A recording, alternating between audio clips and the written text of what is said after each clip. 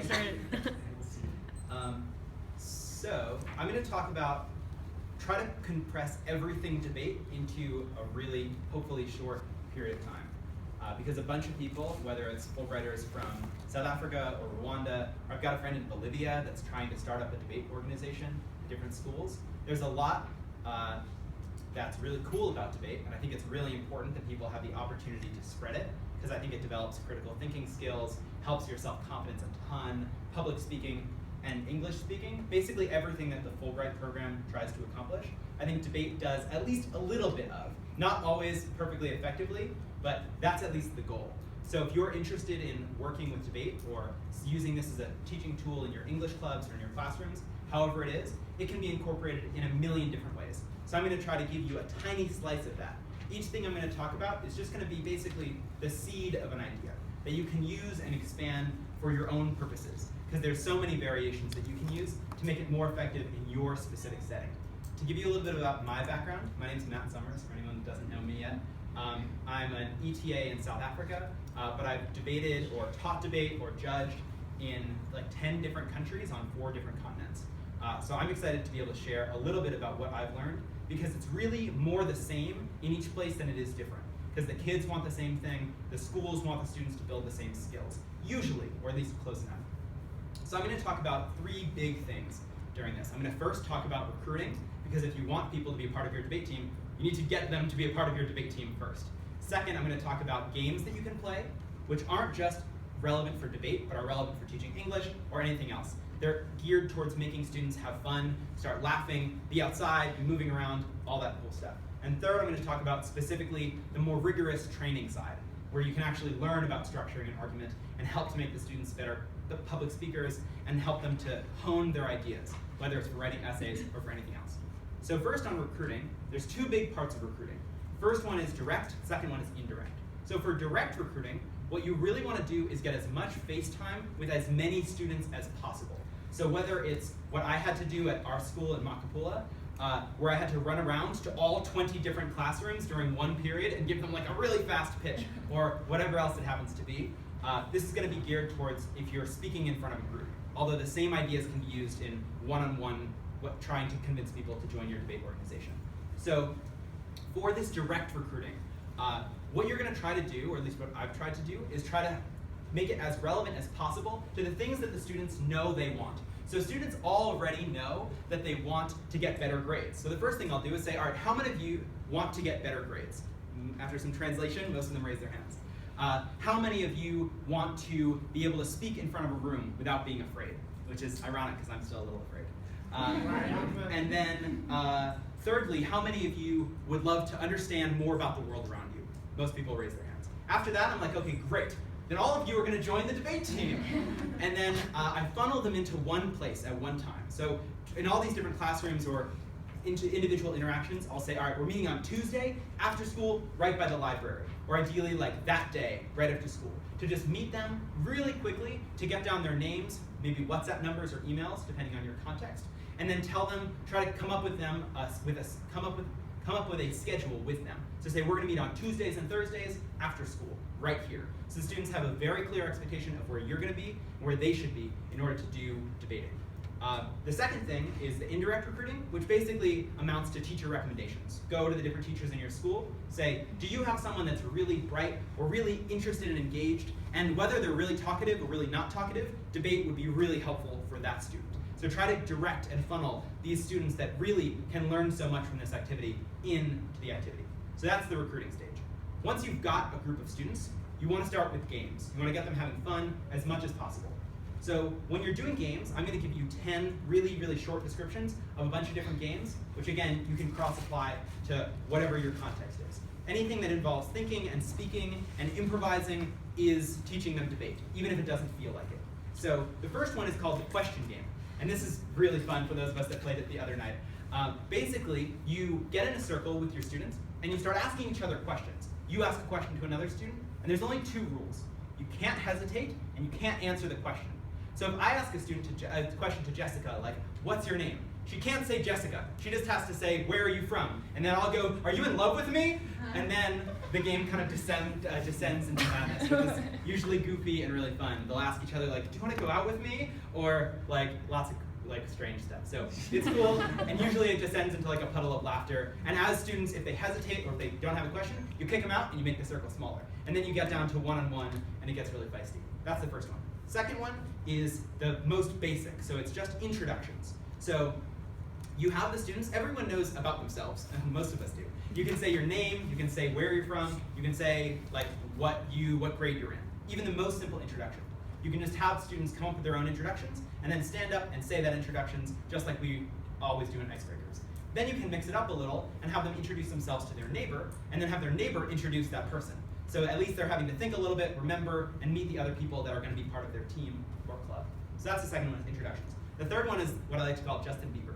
So you take a topic that all the students know about, and all of them can connect to on at least some level.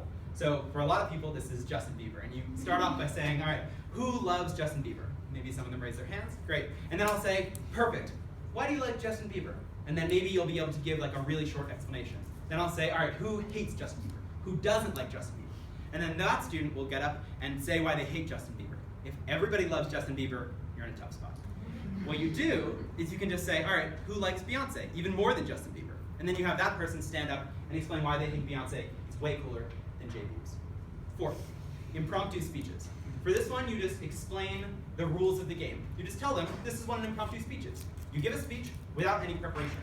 And after you've explained that, you name a topic. Like, if you're in Rwanda, maybe Rwandan history, and you say, go. You talk about Rwandan history. And you make them get up and give a quick explanation of the topic, or like a little, very, very short speech. You want to make sure you're picking a student that's a little bit has been engaged in the workshop thus far, and also one that's maybe a little more confident, and you give them a topic that they know about.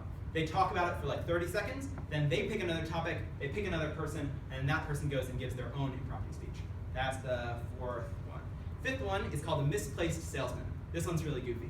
Basically, you find something that a student has. So maybe you've got a pen. And I'd say, all right, get up here, and you're going to sell this pen. But you're a misplaced salesman. You're going to sell the pen to a bunch of farmers that are illiterate.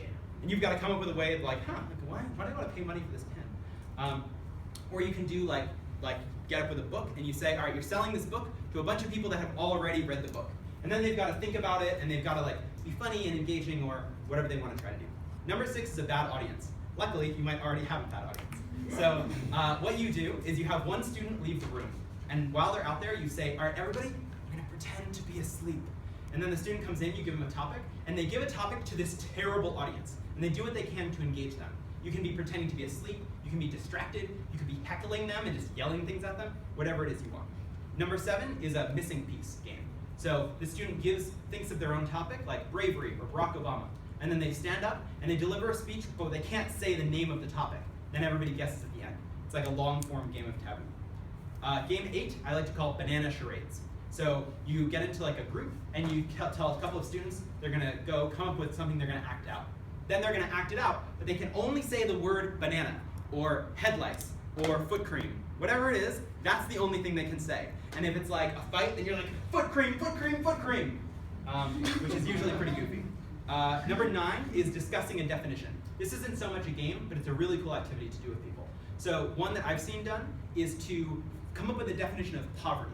So this was really interesting from a student, with a group of students with many different backgrounds in Rwanda. So basically, these students started discussing their own definition of poverty. And some of them were like, all right, you have to have like no food and no house. And I was like, okay, but like, what if you live in a shack but you have no food? Are you still poor? They're like, huh. And then they start to come up with their own definitions, and they form their own discussion about what this is about. What does it mean to be poor? Asking, who is poor in your society? That kind of stuff. So that can be cool. And then you can also break this down into just deep discussions that don't have to be around a definition. Maybe you want to discuss feminism. And you start off the discussion by saying feminism is the belief that men and women and people of all genders should be equal. And then your students just discuss, what does that mean?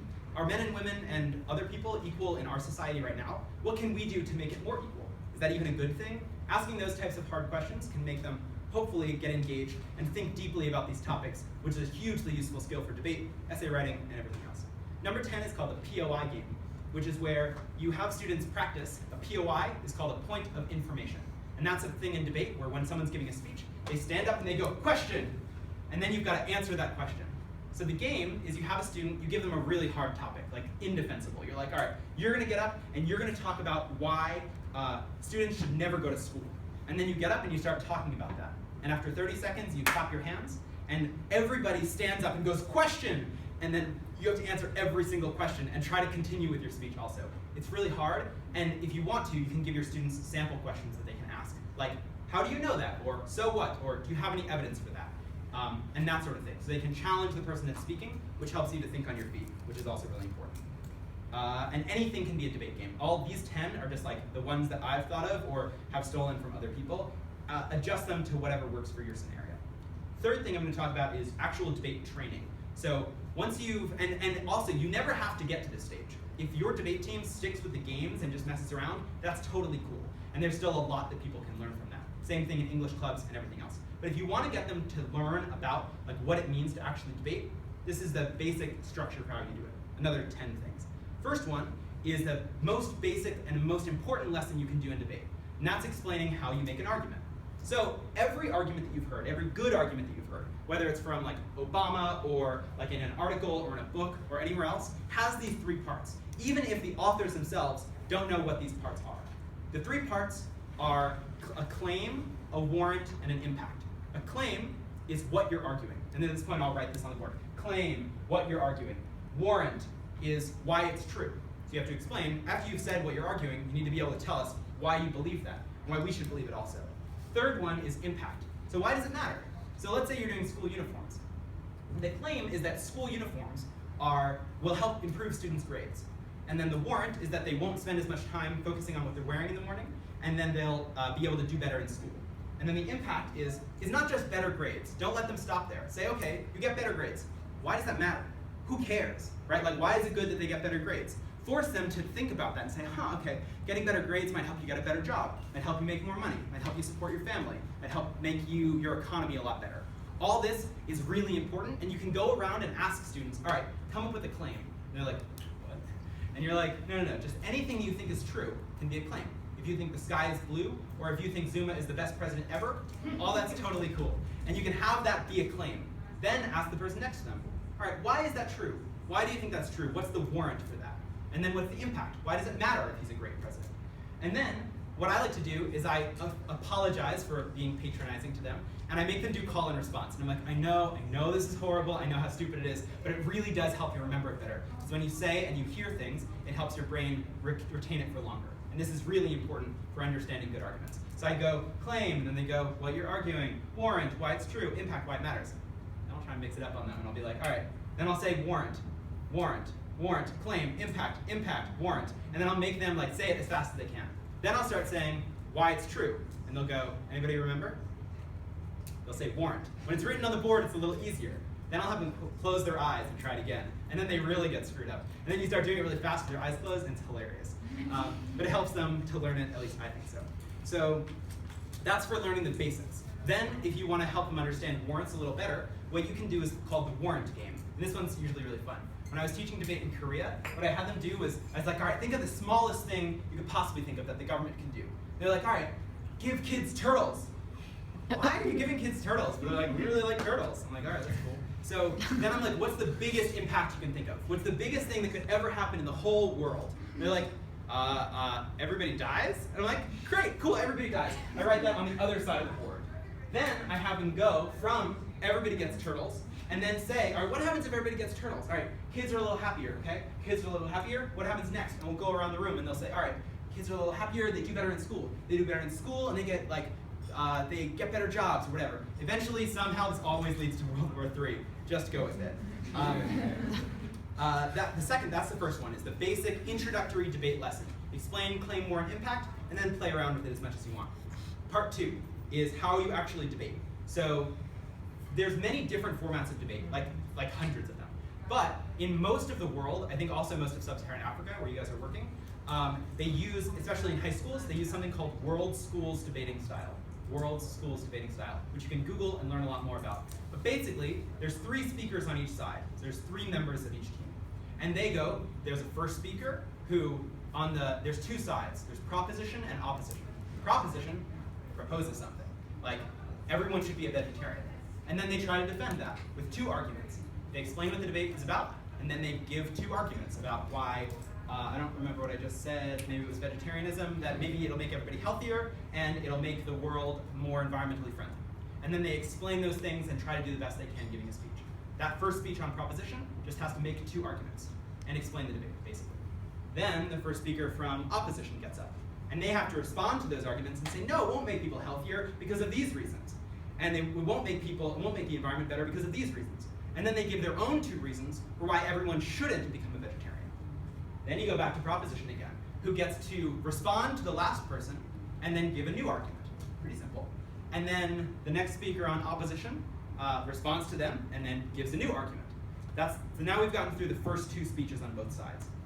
Now the third speech from both sides is a little different because you don't make a new argument. All you do is talk about and summarize the debate that's happened so far. You respond to everything the other team has said, and you say, you know, our guys are really smart, and here's why their arguments are still true. That's what happens in the third speeches. Then there's what's called a reply speech, which is shorter. If the first speeches were 6 minutes, the last one's 3 minutes. And that person really summarizes the debate, and they say, this is why we won. These are the important issues, here's how you break them down, and here's why you vote for us on all of those things. So that's how you actually do a debate. Feel free to look this up more if you're actually going to implement this in your classrooms or clubs. Third thing is how you record arguments. This is called flowing in debate language. So what I have students do is I'll have them fold paper in half, and then fold paper in half the other way. Then, basically, they make one side proposition and one side opposition. And then in each box, they'll write down what was said in each speech. So they'll write down what the first speaker on proposition said, what the first speaker on opposition said, second speaker, third, turn it around, now it's third, and then their reply speeches. So that they can start to have an understanding of, okay, I'm understanding where these arguments are starting and where they're going. And that helps me to understand the way that they interact and why our team can win and what we can do better next time. Fourth is just a brainstorming session. You guys all know how to do this. Take a topic and then set them into different groups and say, you guys are brainstorming about all the different things that are important about vegetarianism or school uniforms. And what I like to have them do, just kind of generate even more arguments and a better understanding of the topic holistically, is I'll tell them to list out everyone that's possibly going to be affected by this topic. So let's say you're focusing on schools, and you're focusing on school uniforms. Who's affected by that? Obviously, students, teachers, parents, the economy writ large, right, employers, all this stuff, because they could be affected eventually by a big change in school policy that makes schools more effective. Then you break that down even further and say, all right, not just students, there's all different kinds of students, right? There's students that are wealthy, there's students that are poor, there's students of different races, there's students of different religions, and they might be affected differently by these types of rules. And you want to challenge them to think about that. That helps them to understand nuance a lot better. Because understanding, okay, this is how it affects students is a huge group of people. Some of them are overperforming and some of them are underperforming, and it'll affect each of those groups of students totally differently. Number 5 is throwing paper at people. This one's really fun. So if Jessica wants to stand up and give a speech, she'll start to give a speech, and I'll tell her ahead of time, I'll say, you can't say like, and you can't say which is really hard for people. Or you can't pause. Do whatever verbal tics your students have, make that the thing, and give everybody a piece of paper. Have them crumple up a piece of paper, and if Jessica says that, you all throw it at her. Number 6 is giving them feedback. So what you do, and this is like core educational philosophy right here, is basically if you give people immediate feedback and then let them improve on that, they'll learn way faster, whether it's math or anything else. So what you have them do is you have them give a speech, you give them some comments, maybe you even write them on the board. And then you have that student sit down, think about it, and then give that speech again. One thing that I've tried, which is really hilarious, is when a bunch of students give speeches in a row and you've given them each feedback, and they go to work on their own speech again. And then you tell them to all stand up at the same time and give their speeches again at the same time, which gets really loud and very hilarious quickly. Number 7 is, and all these things are very not funny when I'm describing them, but when you've got a bunch of students who are like, oh my god, we're all talking, it's good. Number 7 is topic generation. For this, just Google debate motions. They're called motions, usually instead of topics. You Google debate motions, click on the first 5 links, and you'll get 1,000 debate motions. Some easy ones that are always used are school uniforms, are they good or bad? Should everyone be a vegetarian? Should we ban homework? Should we ban the death penalty? Should everyone be forced to vote? These are the topics that you'll find immediately on Google when you get there. But try to make it local if you can. Try to make it Zuma must fall. Make it polygamy is good.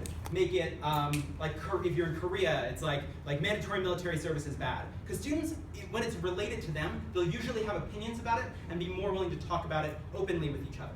Number 8 is research.